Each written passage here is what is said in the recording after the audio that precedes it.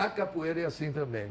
Ela não é produto nem do Arthur Emídio, nem do Bimba, nada disso. Ela é produto de todos. E que em algumas ocasiões há uma convergência de informações. Ou se publica um livro, ou se une esse pessoal, como houve lá no evento do Campo dos Afonsos, mas e depois cada um por si. Isso é um fato que precisa ser mais estudado no Brasil, na minha opinião.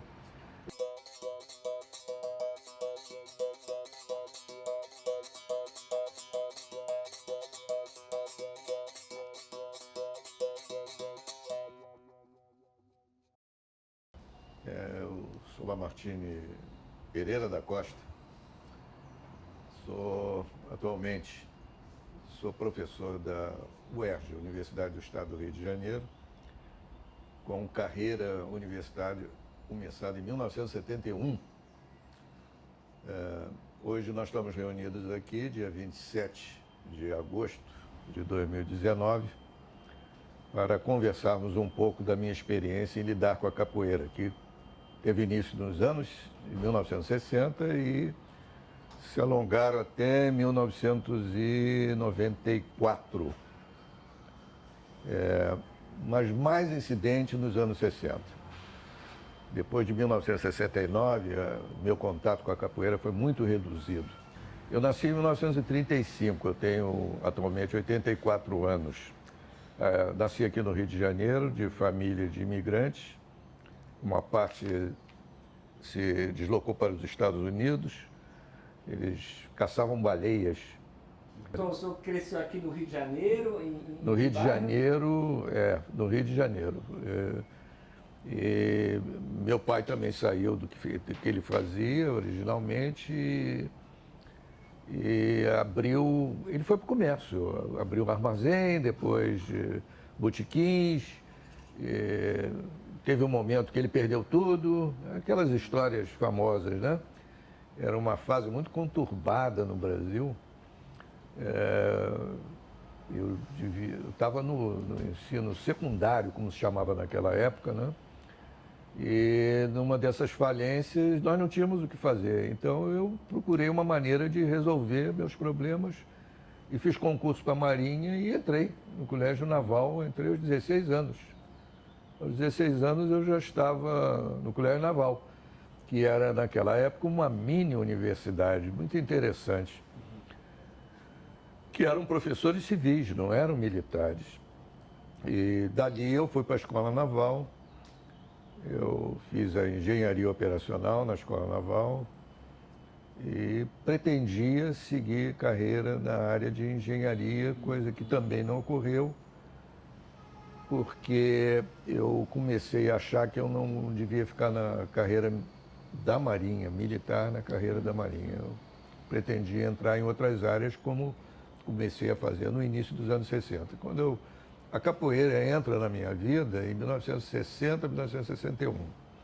Como é que eu fiz na Marinha? Eu queria me afastar, então todos aqueles que queriam procuravam outras ocupações. Naquela época a carreira militar não era muito boa, não.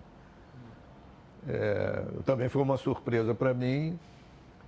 E quem queria sair buscava cursos de maneira que depois seguiam, que tinha que ter um período que você não podia pedir demissão, senão você teria que pagar tudo que a Marinha tinha gasto com você. Eu não tinha esse dinheiro. Então tinha que ter um certo período, né?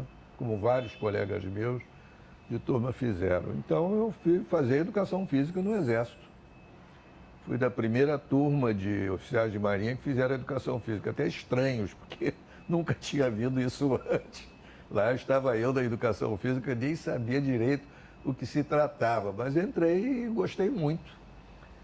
Me ajustei e encontrei uma posição lá dentro, que aí já estamos próximos da capoeira. Então eu voltei para a Marinha, para o Centro de Esporte da Marinha, que naquela época existia, mas não tinha oficiais. Eu fui o primeiro oficial formado em educação física no Exército que voltou para a Marinha. Foi lá justamente que eu me envolvi com a capoeira, né? Então eu, no Centro de Esporte da Marinha, eu me envolvi com uma entidade estrangeira, que é o Conselho Internacional do Esporte Militar. Por que isso? Porque eu tinha habilidade em línguas, né, inglês e francês, e o Conselho queria se expandir na América Latina. Então, eles procuraram pessoas aqui no Brasil e eu acabei, incidentalmente, me encontrando com essas pessoas e me envolvi. Me envolvi, foi muito bom, que a partir dali, então, eu fiquei totalmente envolvido com a educação física, mas com um pé no exterior. Isso me interessava por várias razões, que uma das minhas pretensões era voltar para o outro ramo da minha família que estava em outros países. Eu podia ir para o Chile ou para os Estados Unidos. Isso me interessava, não é que era a minha pretensão de sair da vida militar.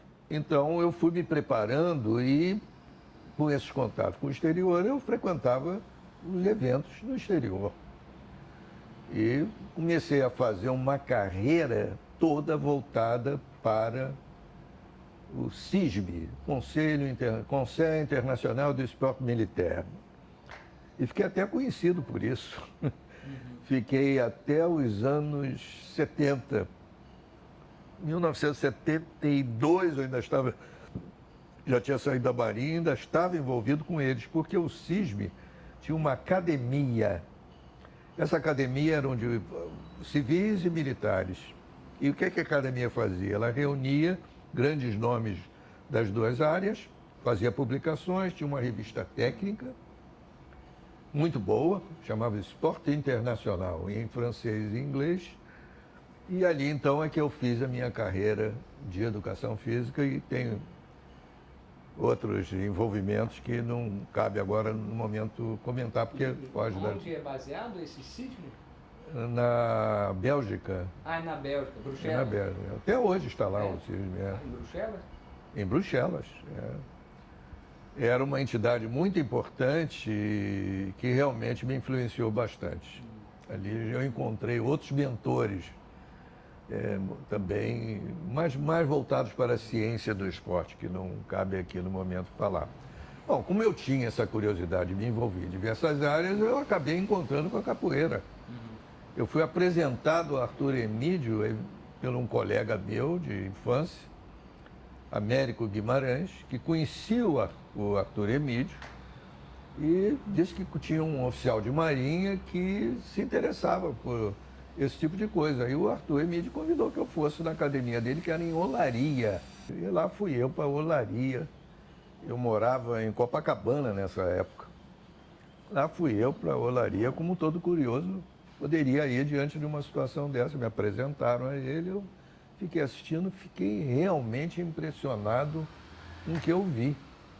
Eu só achava que não havia nenhum método atrás do que estava sendo feito, não era... Era mais um ritual do que propriamente uma organização. A minha cabeça, na época, era voltada para métodos de educação física, né? Que é a expressão que se usava mais naquele período era método. Até histórico isso, não... Era a característica do período. Mas, do ponto de vista de exercício físico e de envolvimento e de eficiência de luta, realmente eu vi que aquilo tinha um valor muito grande. E o Arthur Emídio, brincando, perguntou se eu não queria fazer parte. Aí eu concordei. Aí comecei a frequentar como outra pessoa qualquer. Aprendi a tocar o berimbau, ia lá 2 vezes por semana, às vezes faltava, às vezes ia, mas... E fui aprendendo tudo isso. E o Arthur Emídio passou a me levar, eu tenho até uma foto, tem fotos nos jornais, o André Lacer já deve ter passado para você outras fotos desse grupo.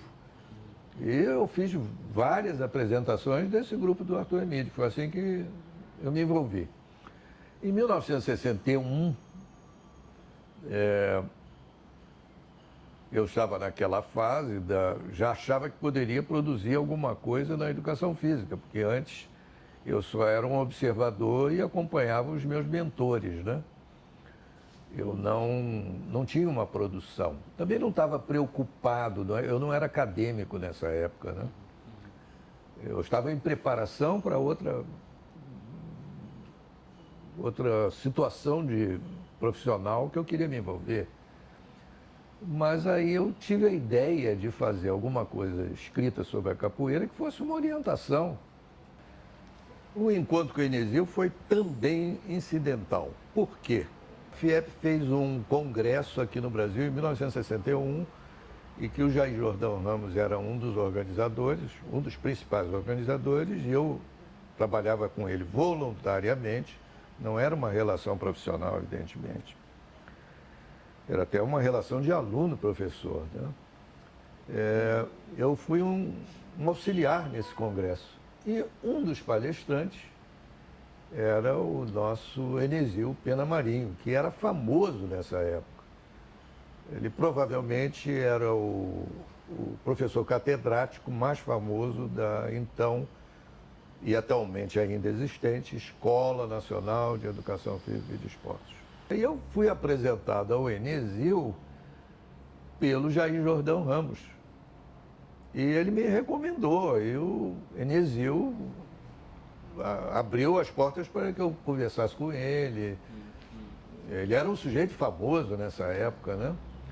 Mas eu comentei com ele que eu estava interessado em fazer alguma coisa na área da capoeira, porque eu achava que não era trabalhada dignamente do ponto de vista de pedagogia, né? De ensino e de envolvimento em universidades, até na formação dos professores e, por que não, nas escolas. O Enesio gostou disso e me convidou para ir visitá-lo lá na Escola Nacional. Ele tinha, naquela época, o único livro que eu conhecia, todos conheciam, o Arthur Emídio conhecia, o André, que, aliás, eu estou com esse livro aqui para, se você quiser tirar uma cópia, não sei se vocês já têm esse livro, é um livro de 1945. Do Enesio? Enesio. Eu tenho um Xerox lá na Inglaterra. Pois é, esse livro... Subsídios para a história da capoeira, uma coisa assim, né? Subsídios para a história da educação. É de 1945. Depois, anos depois, ele publicou só da história. Bom, nesse contato que eu tive com ele, eu apresentei a ele as minhas pretensões e ele me deu um conselho. Ele achou que era bom. Ele disse, olha, no meu livro, ele considerava o livro dele mais uma revisão. E é mesmo, quando você olha, é uma revisão. Foi ele que descobriu essas fontes todas que até hoje são citadas. Foi o Enesio da literatura brasileira que falava na capoeira. Como ele era um rato de bibliográfico, ele mesmo se intitulava como tal. As obras dele são muito baseadas em grandes revisões, né? Ele passou anos catando em livros da literatura brasileira as rememorações da capoeira e teve sucesso com isso. É a melhor fonte até hoje desses escritores que falavam da capoeira. Por isso que era subsídios da história da capoeira, né? Ele colocou os golpes, as movimentações do Aníbal Burlamaque, obra que eu não conhecia, apenas de citação do Enesio. Eu não conhecia esse livro. Foi a primeira vez que eu vi menção, foi no livro do Enesio. E muitos anos depois é que eu vim a ver extratos do original, né? Hoje são muito conhecidos, estão espalhados por aí. Mas ele adaptou as fotos e fez desenhos, não é isso? O Enesio, ele copiou integralmente o desenho que estava no livro do Aníbal Burlamaque. Ele não fez, ele reproduz e cita a fonte. Ele não inventou nada da capoeira. Portanto, quando eu disse a ele que o meu interesse era nos golpes, ele motivou. Eu digo, olha, esses golpes é o que se chama de capoeira carioca. que aliás era bem diferente do Senhorzinho. Na verdade, o Senhorzinho fez uma grande mistura de tudo que era luta e chamava de capoeira, inclusive do próprio Burlamac, não é? Ou seja, a síntese sempre perseguiu a capoeira. Essa que é a realidade. Só os grandes mestres é que mantinham a tradição, até numa tradição cultural e numa visão folclórica até, não é? Ritualística, de música, de ambiente, de direcionamento e de tradição, sobretudo, né? Mas o meu interesse não era esse. O meu interesse era da luta propriamente dita, porque eu achava que tinha algum valor naquilo que o Arthur Emídio falava e dos mestres baianos. Então, o próprio Enesил me incentivou para que eu fizesse alguma coisa sobre a Bahia. Tudo bem. O Arthur Emídio me chamou a atenção que ia ser um pouco complicado eu chegar na Bahia e querer fazer um negócio desse tipo. Ele estava na dúvida se, até mesmo porque iam me ver como um sujeito que poderia ser até usurpador do que eles faziam. E é verdade, eu acabei indo à Bahia por minha conta própria, passei férias lá, não foram muito longas, passei um mês. Salvador. Em Salvador. Porque a Emídio era de Itabuna, né? Não, mas eu fui em Salvador, não fui em Itabuna. Isso foi que ano, professor? Foi em 1900, foi em janeiro de 61, se eu não me engano. Foi no início de 1961. E aí que eu fiz? Eu fotografei como outras pessoas fotografavam. Teve um dia, inclusive, numa demonstração do Pastinha, que tinham várias pessoas fotografando. Então eu fotografava também. Então eu fiz dezenas de fotos, né? E trouxe para o Rio de Janeiro e mostrei ao Arthur Emídio. O que nós fizemos foi Arthur Emídio dando o nome dos golpes. Eu simplesmente fiz um livro, não entrei na história porque já havia do Enesил, não precisava aquilo. E combinado com o Arthur Emídio, ele acabou concordando, eu tentei traçar os golpes numa sequência tal que pudessem ser ensinadas ou aprendidas por uma pessoa isoladamente. Eu não chamei, esse livro foi o primeiro, eu só chamei a arte da defesa pessoal brasileira, não faria nada sem mestre, mas o objetivo não era seguir mestre, nem tem o nome de ninguém. Eu não coloquei.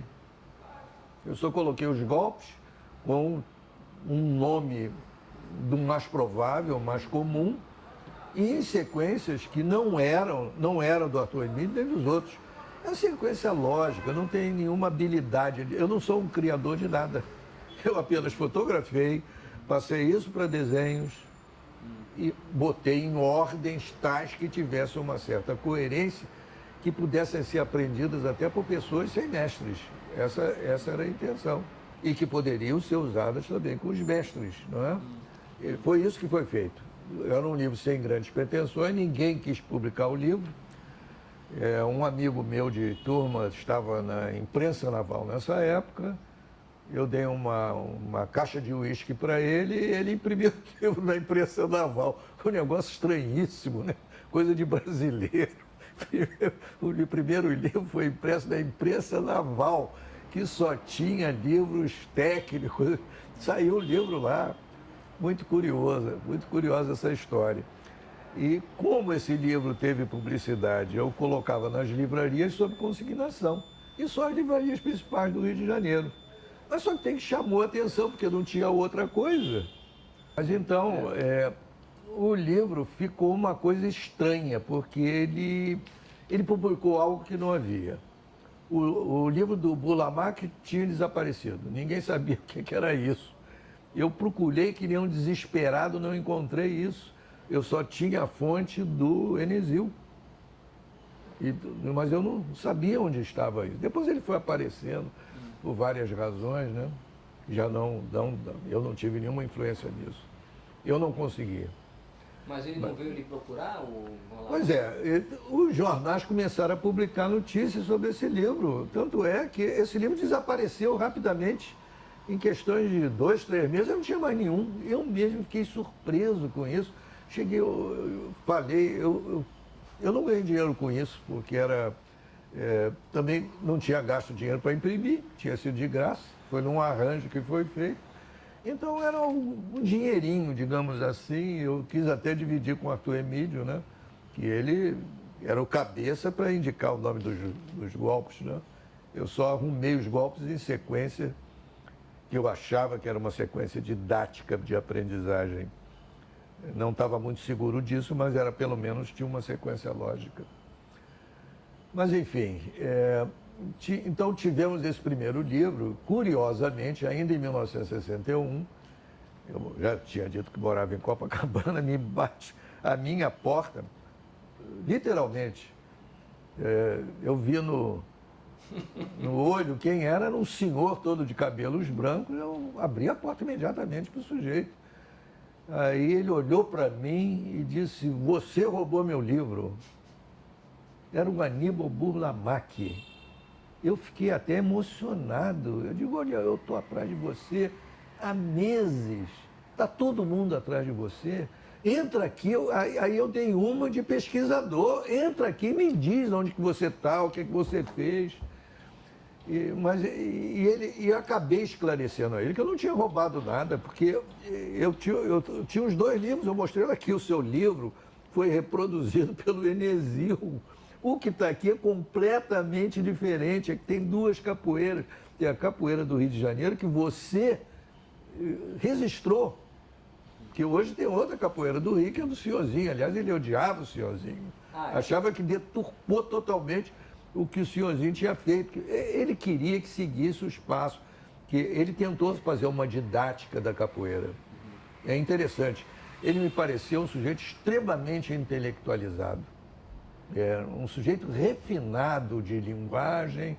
Eu, diante do que eu mostrei a ele, eu percebi que ele nem tinha lido o livro. Ele viu aquilo no jornal, estava lá o meu endereço, ele foi lá perguntar: "Que história é essa? Eu fiz o primeiro livro."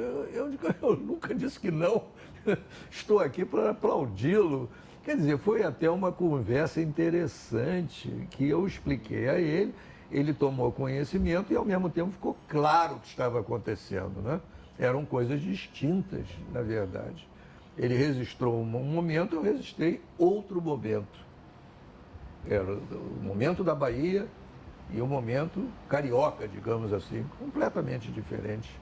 Inclusive, o Burlamaque chegou a criar um campo de lutas.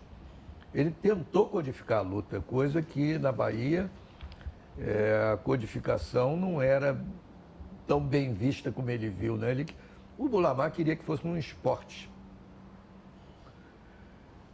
Ele achava que devia ter competição com o juiz, etc. Como acontecia com outras lutas. Coisa que o Arthur Emídio era favorável a isso, inclusive. Mas o da Bahia não era outra situação. Então, ficou nisso, que ele era uma pessoa muito idosa nesse período, não é? Mas eu acho que eu fui o último indivíduo a falar com o Aníbal Burlamaque. Em 61 em diante, eu estava no Centro de Esporte da Marinha. Cheguei em 61 e em 62 é que eu comecei a fazer vários projetos que já era para renovar o esporte na Marinha. Eu fui para o Exército para isso, né? Aí eu me aproveitei desse fato para incluir a capoeira. A Marinha concordou, os comandantes concordaram. Um deles deu até a ideia de fazer treinamento pessoal Imagine você, coisa estranha. Do porta-avião? É aquele do porta-avião? Do porta-avião, para treinar. Né? O porta-aviões tinha chegado nessa época e havia o problema de treinamento.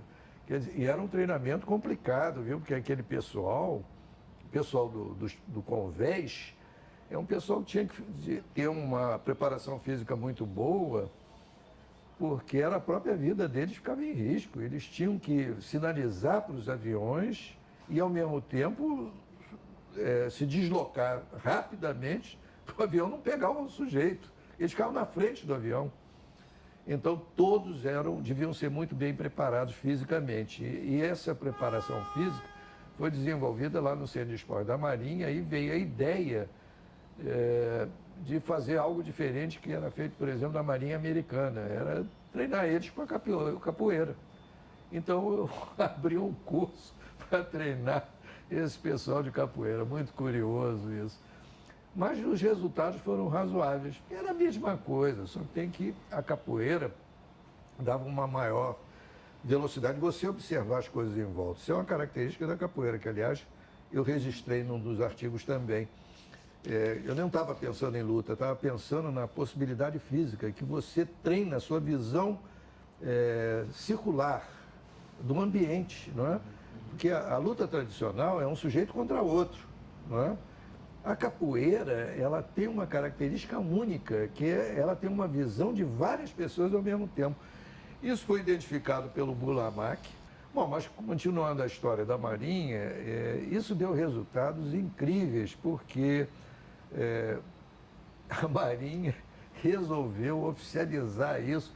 Eu tenho um documento que é de utilidade pública, a Marinha dizendo que é utilidade pública, capoeira, imagine, sai de leis que eram contra a capoeira e uma força armada acaba dizendo, oficializando a capoeira como um meio. Isso é realmente um grande... E pragmático a coisa, né? Foi feito de uma forma pragmática, não foi para eleger, elogiar a capoeira, não. Era para utilizar a capoeira. Aí estava dentro dos princípios que eu achava que deveriam ser criados. Isso teve sucesso.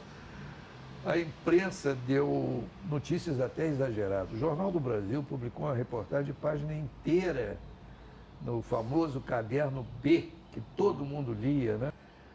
E o que aconteceu? Eu fui procurado por um sujeito que era editor. Aliás, ele era até estrangeiro, ele tinha um sotaque italiano, de uma editora que fazia livros de bolso. É de ouro? De ouro, é. E ele fez uma proposta, deu uma versão que seria livro de ouro. Aí eu digo, olha, se for sem mestre, porque o meu objetivo era ser mestre, né? Desde o início era esse. Ele concordou. Então, aí começamos uma sequência. As 3 primeiras eu teve controle. Foi a única vez que eu ganhei dinheiro com capoeira. Eu não era meu interesse isso não. Mas eles me pagavam direitos, não era muita coisa, né? O livro nunca foi bem remunerado no Brasil. Mas então, era o seu livro que tinha saído na imprensa naval, republicado? Republicado. Em folhetos, como assim? Eles modificaram os desenhos, melhoraram, eles fizeram uma nova paginação. Mas basicamente eram as sequências de golpes, né? Que o livro é um roteiro pedagógico de como se aprende os golpes. Tem uns passos, por procedimentos. É só isso, nada mais. E com desenhos e explicações embaixo. Fazer isso, fazer aquilo. É operacional o livro. Ele não tem nenhum objetivo acadêmico, por exemplo. Ele não é uma análise. Ele é um manual, para se falar a verdade. Manual operacional da capoeira. Grande sucesso. Teve 40 mil exemplares na primeira edição, repetiu-se na segunda e na terceira. Aí eu comecei a ficar preocupado, porque realmente tínhamos tocado em alguma coisa importante. 120 mil exemplares foram num intervalo de 3 anos, ou quase 4. Eu acho que isso teve muita influência no que houve depois, que espalhou pelo Brasil. Você encontrava esse livro em tudo que era lugar, banca de jornal, aeroporto, qualquer lugar. Você encontrava isso. Onde eu ia, o sujeito me identificava. Fiquei impressionado com aquilo e comecei a me preocupar, porque era demais. Isso foi demais. Para você ter uma ideia, teve 4 ou 5 capas diferentes, isso, mas sempre com o mesmo conteúdo. Eu tenho essas capas, eu tenho. E eu sei que também essa empresa foi vendida, os sujeitos que assumiram não deram muita bola, continuaram a publicar, não me davam satisfações. Eu também já nessa época não estava muito preocupado, também abandonei aquilo. Eu vi que aquilo não estava legal. E eles foram até, olha, em 69 ainda estavam vendendo. Quer dizer, a venda disso atingiu uma grande população no Brasil. E eu acho que criou um mal-estar dos mestres com relação à minha pessoa, que era capoeira sem mestre. Isso era uma negação dos próprios sujeitos que estavam em foco naquela capoeira sem mestre. Não eram os mestres que dominavam a capoeira, quer dizer, uma coisa estranha. Teve aí pulando diretamente. Da Marinha durou pouco porque eu saí de lá, comecei a me preparar para ir embora, né? E já em 67 eu já estava fora da Marinha. Eu pedi demissão da Marinha, né? E fui para um MEC, dirigi uma revista de educação física. Continuando a questão da capoeira, eu já me sentia um outsider. E com esse livro eu senti o ambiente. O próprio Arthur Emídio nunca me criticou, nem o Djalma Bandeira. Mas eu sentia que eles tinham mudado um pouco de atitude com relação a mim, e os outros também. Eles me viam assim como um cara, entendeu? O sujeito que chegou, tomou o negócio e foi para frente, e eles achavam que eu tinha enriquecido com isso. Ficou um ambiente assim meio estranho, entendeu? Agora, uma coisa que eu gostaria de registrar no momento é que nesse período, que vai de 62, 63 até 69, que foi o segundo seminário da capoeira, eu produzi um artigo técnico, que foi, além do livro que estava circulando, eu produzi um artigo técnico. Mas eu deixei de me interessar, que eu estava mudando de vida, eu dirigi uma revista, fui para o IPEA. Eu caí na PUC que eu fui para o IPEA. Em 69 eu estava trabalhando pelo IPEA, eu fui contratado pelo IPEA como técnico, carteira assinada, para fazer o primeiro diagnóstico da educação física do Brasil. Fiquei 3 anos, 69, 70, 71, eu fiz o primeiro diagnóstico de educação física e esporte do Brasil. A partir dali, eram eventuais meus envolvimentos com a capoeira. Eu fui guardando isso, né? Essa produção. Mas eu me afastei, eu não participei do grande desenvolvimento que houve nos anos 70.